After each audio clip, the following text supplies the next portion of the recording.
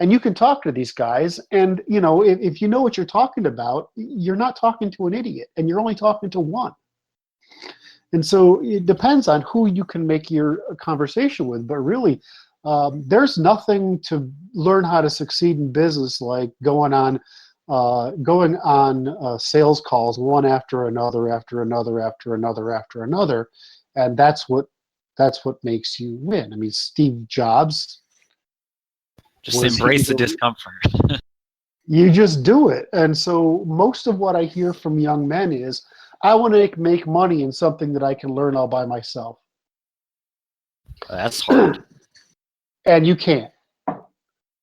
And the ability to make money at software is rapidly declining. I mean, in the 1980s, if you could, string 3 characters together with Notepad, you could probably make money at it.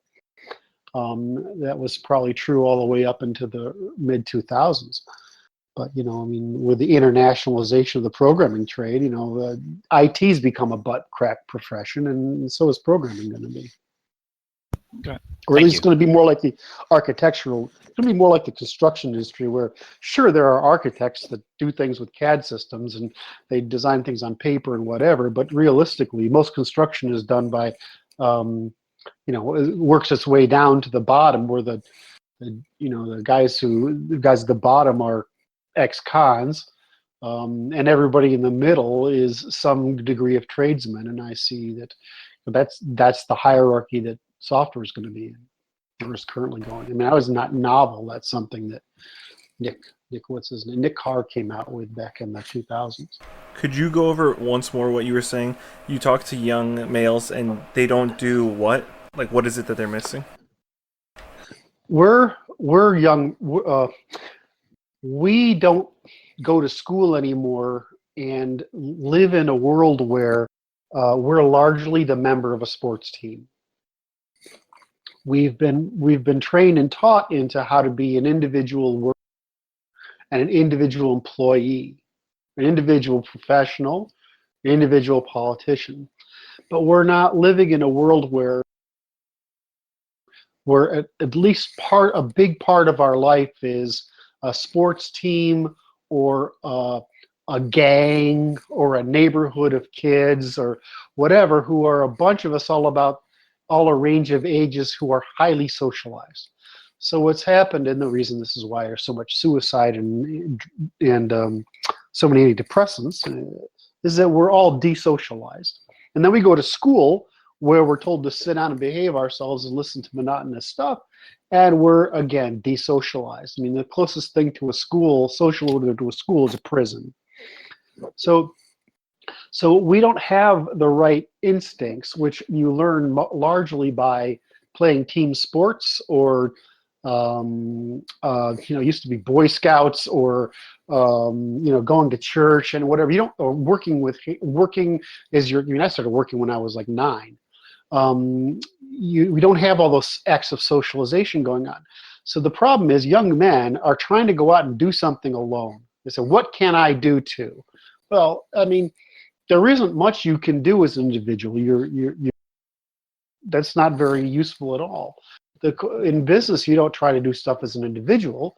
You try to sell a whole bunch of people on an idea and hope the hell that you can hook and crook your way through the first couple of years of it until you've got enough customers to keep everybody going. That's what business is about. So I tell young men that, the problem is what are you going to, you can learn whatever you want, but the biggest skill I've ever noticed that's in common with people who have money is they're moral and they sell. Salesmanship. Salesmanship. You got to look good. You got to look reasonably good. You got to be reasonably fit. You got to do the adequate primping and preening, so to speak. And you got to be willing to shake hands and keep a smile on and be interested in the other person more than yourself. And that's it. I'm glad I learned that. What I like, that's why I was asking about the Dale Carnegie thing, because I've heard very good things about their courses with helping with like public speaking and stuff like that. Yep. I'm sort of like let me read a book and I can go do it, type of person. But I Gotcha. mean, It's a practice though that I think would be good though. yeah. Well, I mean, shit. I mean, when I wanted to get, I mean, because I have social anxiety in my family is really common, and I have a little bit of autism. So one of the things that my mother told me to do was get a job in retail. And so when I was a kid, I just worked in retail, and you just have to say hi to people, And God, that was good for me. Um, so I would just say that focus on, don't try to outwit, outgun, outplay, because you're young, you're not smart enough, and you don't know enough about the world to do that. But it's really hard to beat someone who's willing to work hard and work with people for their interest. It's just it's very hard to beat that person. Yeah, like with China, what they say is guanxi. I think it's guanxi, guanxi, guanxi. It's all social relationships. That's everything. Yes. Well, it's more there because they have a very low trust society, right? Everybody lies to everybody about everything. Yeah. And so everything's lying. So you have to work with relationships because everybody's going to scam you or lie to you, whatever, if you don't. Well, we've built this we're from a militial society, so we've built this whole thing of we've been in a militia for thousands of years, since the formation, maybe 6,000 years, 5,000 years, and so we've built this long history and genetic culture of trust. And so in our culture, which is why we're as wealthy as we are, and so it's a little different in our culture. It's not so much relationships as trying. Because Americans will talk to you. They will help you. They will listen to you. I mean, the worst, I remember how, it's like if you go to America and you go to Russia, it's hysterical. Here you have to be really, really polite to people. And over there, you need to lay out your facts really straight. But they'll talk to you. In America, they'll talk to you, but you have to be very, very polite. Well, I grew up on the East Coast, and in this part of the world, you got to make your case fast. Well, in Seattle, especially when I moved out there, you got to talk to somebody for about an hour before you can bring up business. So, the world's all different. The French are the most dishonest, aggressive, horrible people in the world to deal with. And the person you're dealing with can't make the decision anyway. It's made at the top, 3 layers away. You go to Microsoft, they did the other thing. They pushed the money down to a 22-year-old, which is why they screw up they fuck up everything. They push all the monetary decisions all the way down, and management just holds people accountable. Mm-hmm. So the whole world is different. It's like doing anything in the UK. I bought a company over there, and I just want to take a frying pan and hit people with it. Because they're lazy as hell. Is that bad? They're lazy. Yeah, I mean, it's like their whole thing is, they're just they don't want to work hard. They really don't. They want to. They're not a 9 to 5, or they're a 9 to 2, kind of mentality. And because and in Germany, they work hard at work. And then they'll go home and they won't answer their phones or do the email. So, I mean, the world is what it is. In this country, people will talk to you. So, thank you. And it was a while ago. I derailed Princess Twitch's question, so I'll let him get back to that. Thank you, though. Yep. Okay, so essentially, yeah. Hold on. Thank you. There will be people like that. Try and be unfazed by them. In essence, earlier you had mentioned to cut to the chase. When you used the word postmodern earlier and postmodernism, what do those words mean to you? I guess would be one weird way of putting it. Well, the postmodern, we blame the really the French come up with this stuff. Originally the Jews take it and modify it, and we get Marxism, and then the French get find out Marxism doesn't work, and they create postmodernism. Postmodernism is, I think read Stephen Hicks' book on it. It's a fantastic book. Is that, it means that there is no method of persuasion. Everything is about power, and all you're trying to do is get power. Well, I mean, and then there's no truth. Everything is relative. Whatever is true is whatever we agree it is. And so basically rational discourse is impossible. All that matters is identity, power, and nonconformity. In other words, rebellion.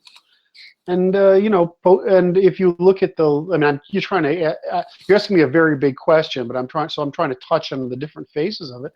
And what it really amounts to is just undermining the aristocracy.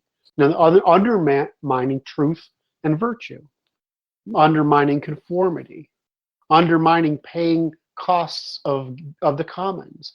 And, when you look at it, what they do in the academy, I mean, it's postmodern speak, right? I mean, it's all nonsense words. You can computer generate this nonsense.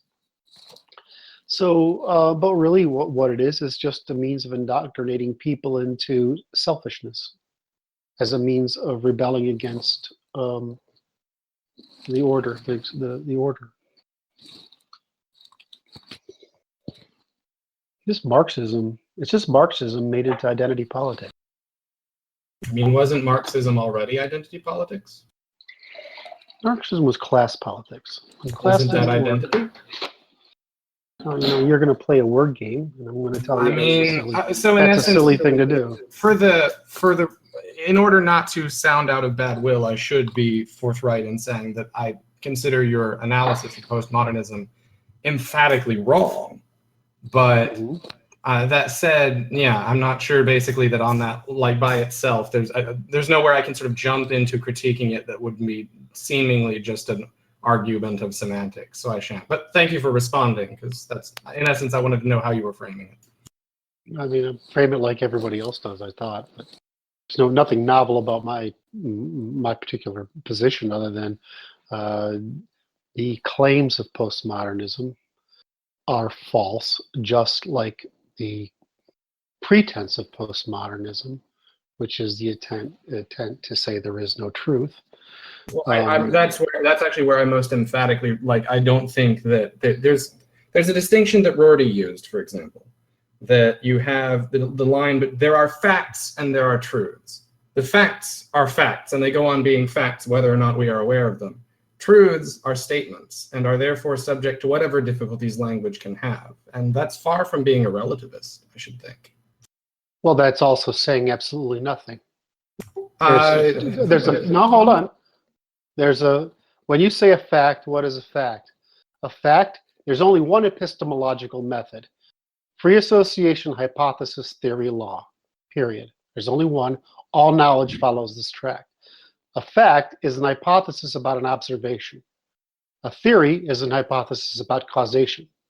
Now, what is the difference? That's what a fact and a theory are. What's truth? A truth is a description. In other words, you're giving some sort of narrative that describes cause and effect. And so when you say a truth, we distinguish between a fact and a theory on one dimension, a fact, theory, law on one dimension, and then we can do the impossible, the possible, the preferable, the good, and the true.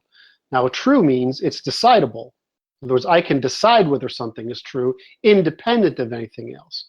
The good and the true are different things. A good is something that you and I would agree is beneficial for both of us, preferable for both of us. And the preferable is what I would decide was preferable for me, regardless of what's preferable for you. The true is that it doesn't make any difference what you or I or anybody else thinks. It's because this description course is both fully correspondent in all dimensions of reality and coherent, and that it correctly describes all those dimensions of observable and experiential reality. So, I mean, when Rorty says true, he does not mean true. He means good and useful. And he's lying in order to conflate the good, and the true. And that's what postmodernism is. I think it's interesting. It's the that you accuse me of being translation. It's the translation of Abrahamic lying to Platonic lying into pseudoscientific lying, Marxism, into outright lying by the altar of meaning, linguistic lying. So I think it's another stage in the history of lying. I mean, that's all it is. Rip.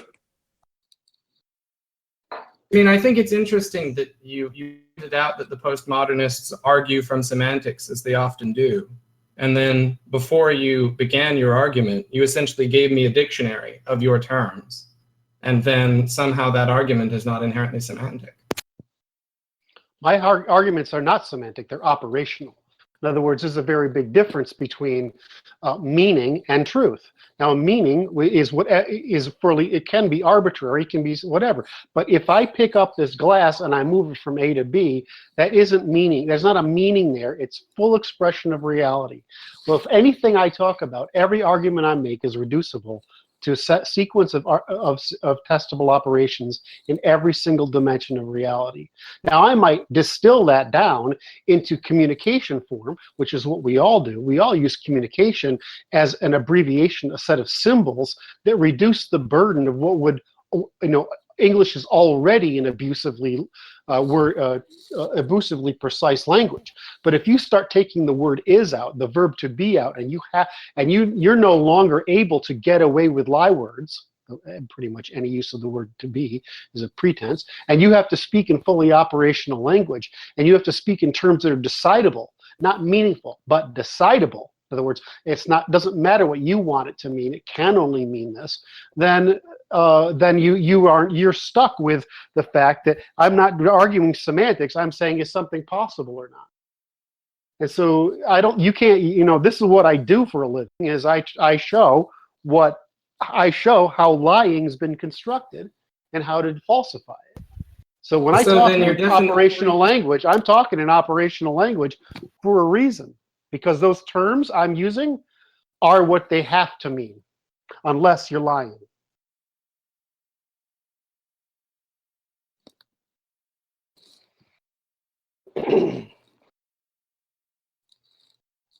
That was great, actually. This was very good. Holy fucking shit. That exchange was amazing. That was savage. I have my responses, but they're not going to be taken seriously. No, go ahead. Well, you could go ahead, man. I know. Here's what I believe. I believe you're intellectually honest right now, right? I also believe you're just another guy who got fooled, and we all get fooled for the same reason, is because we think it's advantageous to us. Suggestion is a beautiful thing. We're just riders on our reason is a rider on an elephant. That elephant is happy to lie to us. It'll lie because it just wants what it fucking wants, and it will lie to us every day. And we believe those lies. On the one hand, we can point out that speech is motivated. That's true all day.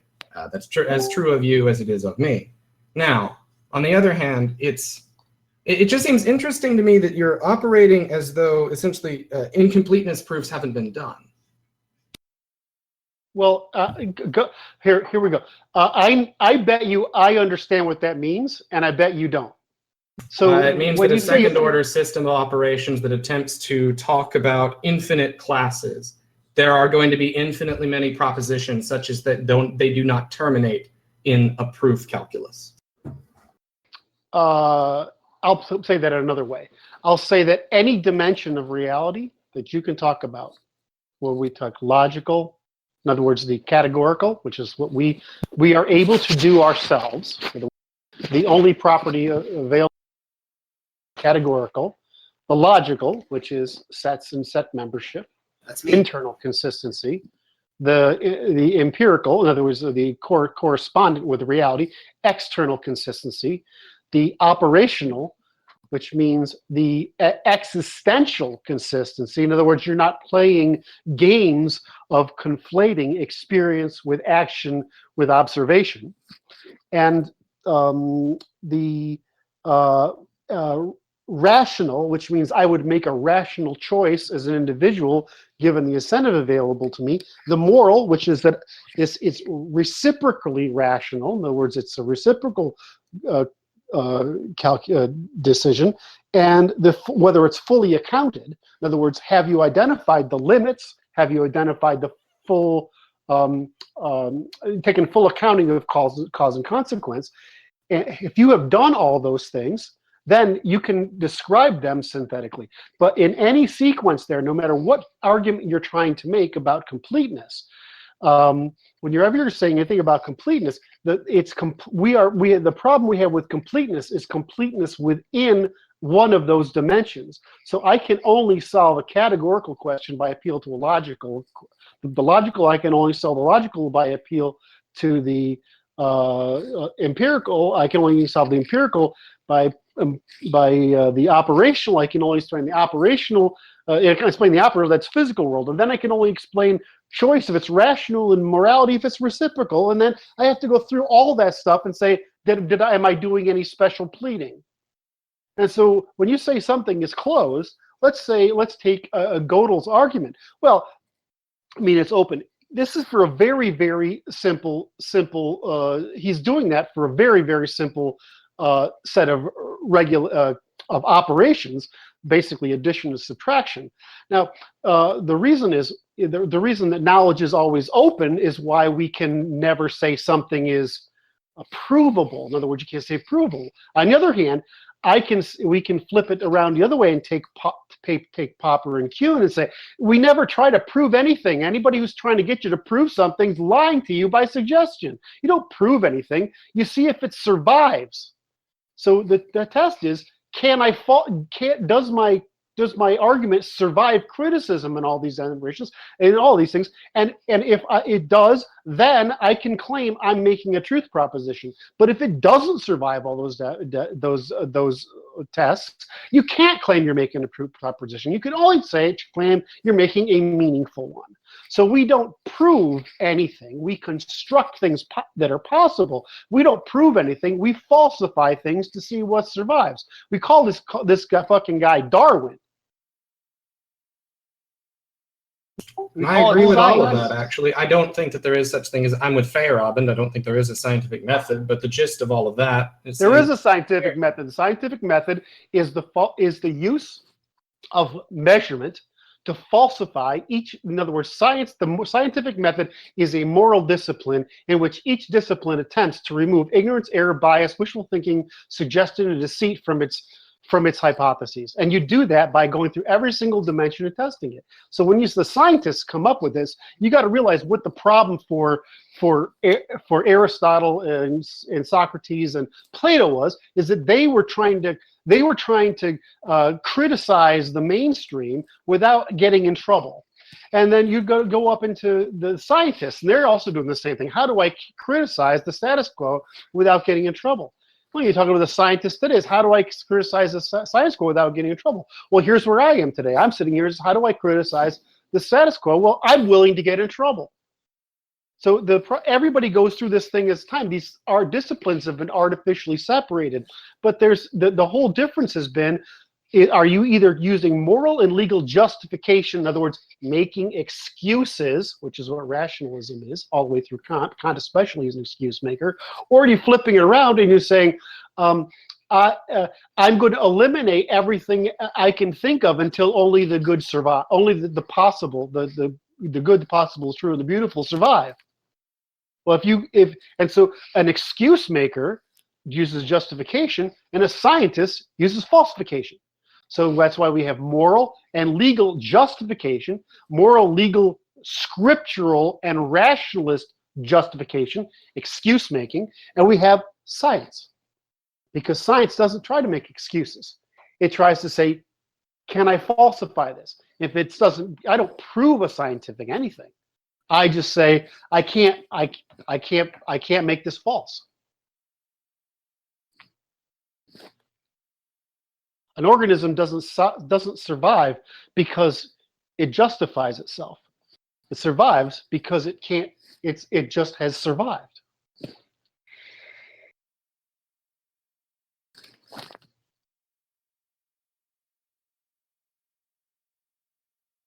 That's I really appreciate. I mean, I like, don't see how that your elucidates a method. It elucidates a general ethos. I don't know if that's the same thing as a method. But Well, fair. if you say, well, the problem is, so here's the difference.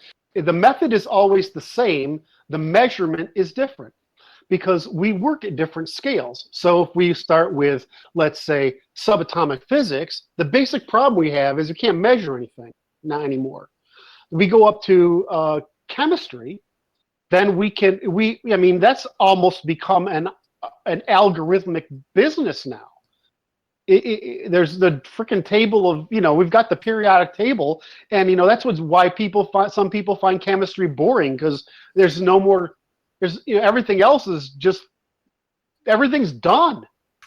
Then you go up to, now we got people who say, well, go chemistry, let's go to proteins. Proteins are the new cool thing, because we're only beginning to understand what permutations there's permutations of chemicals, and there's permutations of proteins. I mean, those two things go get crazy after a while. There will never be an end to either one of them. And then you get up to biology. We're talking to larger systems, right? We're talking about biological systems working together. And then you're talking about sentience, which is how do things react to the world, behave and react to it. Then we're talking about consciousness. You have consciousness in the world. I mean, these are all different layers of problems. So you have to measure different tools along that whole spectrum. It's the same thing. And now in social sciences, we have to measure. We had to find a unit of measure. In social science, the unit of measure is we call it, the positive version is property, or things that we have invested in, and the negative version is anything. The actual version is anything that I've expended energy toward with the anticipation of inventory. And so, we have the problem in any field is in order to figure out at whatever scale you're working at and whatever niche you're working at, you have to develop a means of measurement. So all science basically breaks down into two basic things: the observation of something at some scale, figuring out how to change state and measure it, and by doing so, hopefully having removed ignorance, error, bias, wishful thinking, suggestion, obscurantism, and deceit. Oh, I forgot fictionalism. Fictionalism is when you conflate stuff together in order to create a fancy lie. And so, mathematical Platonism, Kantian rationalism, actually all all continental philosophy. My favorite one is Heidegger. Heidegger is so desperate to make a philosophy out of experience. He tries to invert the relationship between verbs and nouns. People do all sorts of crap, but the problem in science is, how do you find a unit of measure? Well, and it turns out that in language, it's operations. In the study of. So it's just a question of the ideal mode of speech, then? What do you mean, it's a question? Yeah, I should clarify. So in other words, what would enable us to, what would leave all that is to be clarified, both the method and its practice? The only sort of third aspect that remains to be seen for a right framework to knowledge, or to get at knowledge. Right. You just needed a unit of measure in its operation. In other words, the human mind, we have layers of our brains, but each area of our mind specializes in something we can actually do. Hear, listen, move, shape, reach, bend, turn, model, whatever, speak. So we perceive the world, the symbols, the categories that we perceive the world in are things that we can act upon, which is, you think about evolution, that's of course necessary. And I don't know if somebody's asking me a question or not. So we've built this way. Well, it turns out that for the same reason, like if you notice, it's gone around the news lately that Facebook and Google have created AIs, but all of a sudden, if you let them do things on their own, they'll make up their own fucking languages to talk to each other. Why? Because they don't work with hands and eyes and ears and noses and mouths and legs and human scale. Furthermore, we're bound by one of the most awful limitations, and that's that while we think in huge parallels, and the value of speech has been the need to make serial speech has allowed us to create reason. We are still stuck with serial speech that's actually kind of informationally low density. And so what we do is we, instead of saying, we say the cat's black. Well, that's kind of a ridiculous thing to say. Okay, that's God mode speech. We call it God mode speech. Well, no, the truth. If I'm speaking that, and I'm speaking to you, is here's the fully expanded sentences. I promise to you, I observe a cat. The color of the fur on the cat appears to me to be black. The cat is directly in front of me and sitting on the ground. And if you look at the cat, you will also observe. You look there, you will also observe a cat. You will also observe that the cat appears to have black fur, and that whatever.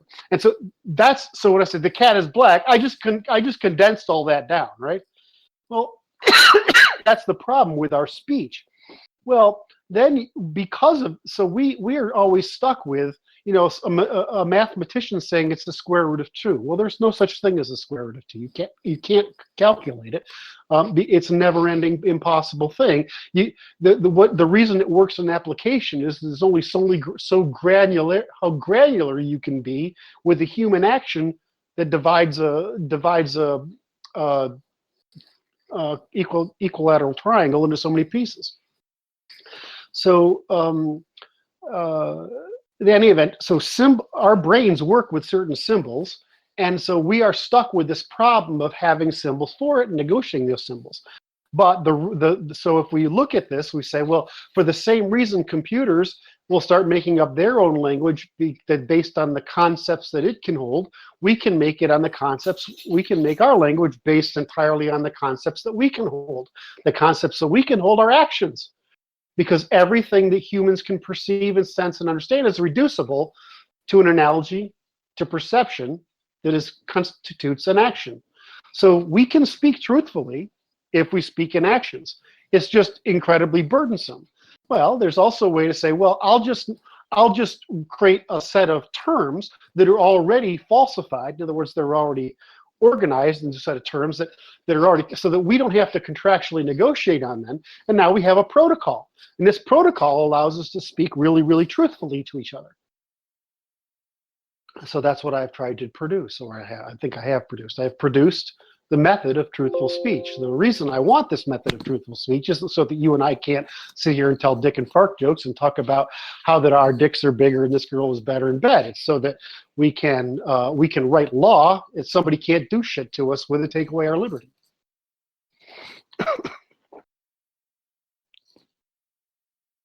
Thank you.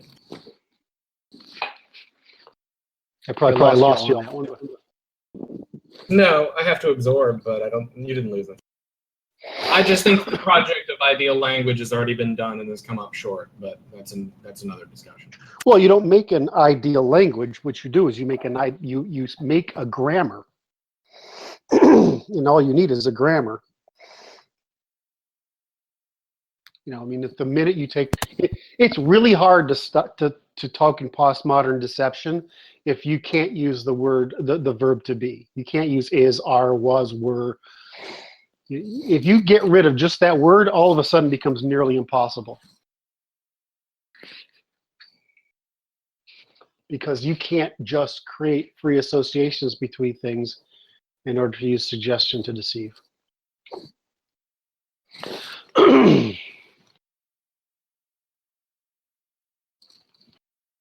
Anybody else? I've told River that he should come in here, but he's at work currently. He will be in here when he gets out and drives in his car. Oh god, if River got in here, this would be like a clash between titans. No, Yeah, it wouldn't. It'd be one Titan. Howdy. I don't, I know my stuff. The problem is really finding, like, who's the guy who's just arguing me. I don't know which one you are, but he knows what he's talking about. Whoever the guy was asking me the postmodern questions, This guy knows what he's talking He about. reads a lot of it. That's why. Shrubs all the time. So you can have a grown-up conversation, even if you disagree. The real problem is most people don't have even enough of a basic understanding to have those conversations. Oh, I emphatically agree. So, for example, I mean, you just can't. I mean, there's two things you have going on. Do you have the basic knowledge, and are you intellectually honest? You know, and between those two things, I mean, you're talking about already. You know, it takes a certain amount of brains to be able to think about this stuff, and then you got to be intellectually honest. You got to be mature enough to behave a certain way, and you've got to be able to. I mean, it's just non-trivial to get people together. So it's actually better. I mean, if somebody agrees with me, it's not that interesting. It's better if you can have a few guys that want to fight with you, because that's what everybody learns from. Yeah, this conversation, it's something like I try to follow sort of international relations. So this is, like you said, nobody knows about this. I have no fucking idea what's going on in this conversation. Well, I mean, that's why, you know, you can look at philosophy a lot of ways. You can look at it as the art of argument. You can, I mean, I tend to look at philosophy as the search for a means of decidability within a domain, which is, I think that's what it really functions as. And then you can make a lot of domains. You know, I want a personal philosophy of how to get laid. I mean, you can make philosophies about anything. I mean, it doesn't make any difference. Truth is something else, and the law is concerned with truth. Yeah. And so, and I have to, you know, it's one thing to agree, and it's another to resolve differences. And so, when we're talking about bullshit, it doesn't really matter. But the minute you're talking about something that can actually turn into a conflict, then you've got to be able to decide. So you need a means of decidability. Well, reciprocity is a means of decidability. An operational argument is a way of value neutral description of anything. So, I mean, I can test anything. You know, sometimes the problem is you get to the point where you say, well, I mean, yeah, so you lost like $1,000. The other guy lost 1,001, and who's wrong? Well, I can't. Nobody's fucking wrong. You're both fucked. Go home. You know, there some things are not. It's not that they're undecided. They're not. It's not that the problem can't be reduced to decidable terms. It's that there's no way to resolve it, because it's just either nobody's going to be happy, or it doesn't matter. The conflict's purely emotional. Yeah, philosophy. The only philosophy I've really read is a little bit of Stoicism. That's it. So it's way out of my field of talking. You watching Jordan Peterson? No. I just, it's a couple of years ago. I read No, I mean, William Irvin, I think. I don't like watching YouTube videos, and his are really, really long. Whose? Jordan Peterson's. They were like 2 hours each. I'd rather just No. He's got all of the new stuff is broken up into sound bites. Philosophy, it's not really something I read too much about. Like I said, I try to read more international relations and stuff like that, trying to get an understanding of different areas like China. Now I'm reading about Al Qaeda, and then I'm going to move on to like Saudi Arabia, you know, and then move to Africa. If you don't mind me asking, what's your opinion on Peterson? Yeah, I wanted to know as well. I can't get over his individualism. It's cancer to me. I suffer from it psychologically, just listening to it. There's too many things there. I'm going to make a technical. I'm going to say a couple of things. First, he started out as a diagnostic psychologist, right? He was a libertarian. Then he took psychology, became a professor of psychology, and he conducts diagnosis. So his interest, what he has done, is he has understood that the structure of the brain, the structure of personality, the archetypes that represent that are present in the monomythological narratives, and the plots are function. He's not the first guy to do this. He's just doing it well. Those things map identically, so that it is you can use the structure of the narrative, the historical narrative, to program the mind. In other words, train. Program is wrong because that means involuntary. To train the mind and to give the mind therapy. And you can do it through an act of depersonalization. So I can empathize with a character and come to feel for that character, but I might have so much trauma that I can't empathize with myself and feel for myself and therefore fix myself. So what he has done is he's actually taken that to self-authoring, which is saying, I'm going to teach myself to build the person I want to be with the virtues I want to be. So what he has done is he's demystified Stoicism and turned it into cognitive science. And so when you look at what he's done that way, and where that will go, it's fantastic. My problem is if I'm going to destroy lying in the public discourse, Abrahamism and Platonism and all their forms have to go. And so I'm sort of stuck here because he is a romantic. In other words, he's an emotional guy. He's passionate. He cares about others. He's incredibly empathic. And so my problem is that he doesn't distinguish between he will say, well, there's a difference between gods who are gods who exist and gods who are characters, and gods who have dominion over the natural laws, and gods who are subject to the natural laws. And there's a difference between aristocratic morality, which what I would have, middle class morality, which I assume what most of you guys have, and underclass morality or lower class morality, and which is what the left generally has. And so, or at least the left has got a priesthood that allies with the underclass in order to do it. And so, he's not dealing with that piece there, and so he's letting lying stay alive.